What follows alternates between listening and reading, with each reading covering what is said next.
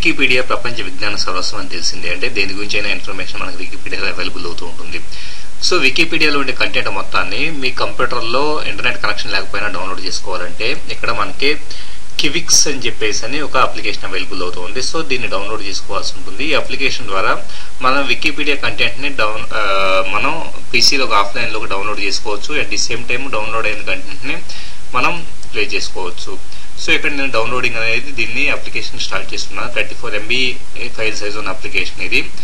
Once ఈ application download అయిన తర్వాత జిప్ ఫైల్ని ఓపెన్ చేస్తే కనుక ఈ పర్టికులర్ అప్లికేషన్లో ఇన్స్టాల్లో అలాగే పోర్టబుల్ 2 వెర్షన్స్ అవైలబుల్ అవుతూ ఉంటాయి. సో దీన్ని మనం పీసీలో ఇన్స్టాల్ చేయాలంటే ఇన్స్టాల్ అనే దాంట్లోకి వెళ్ళాలి. ఇక్కడ నేను పోర్టబుల్ వెర్షన్ని రన్ చేయబోతున్నాను.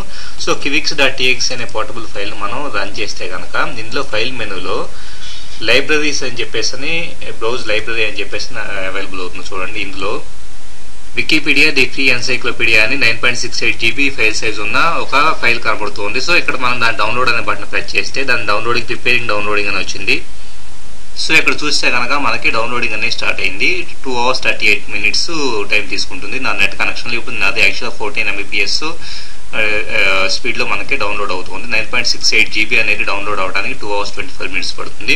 వన్స్ డౌన్లోడ్ అయిన తర్వాత మనకి ఆటోమేటిక్గా వికీపీడియా ఆర్టికల్స్ని ఆఫ్లైన్లో ఇక నెట్ కనెక్షన్ లేకపోయినా కానీ యాక్సెస్ చేసుకోవచ్చు. Thank you very much for watching this video. ఈ వీడియో కనుక మీకు నచ్చితే మీ ఫ్రెండ్స్ కూడా షేర్ చేయగలరు. ఇలాంటి మరిన్ని టెక్నికల్ వీడియోస్ కోసం computer.co.in అనే వెబ్సైట్ని విజిట్ చేయగలరు.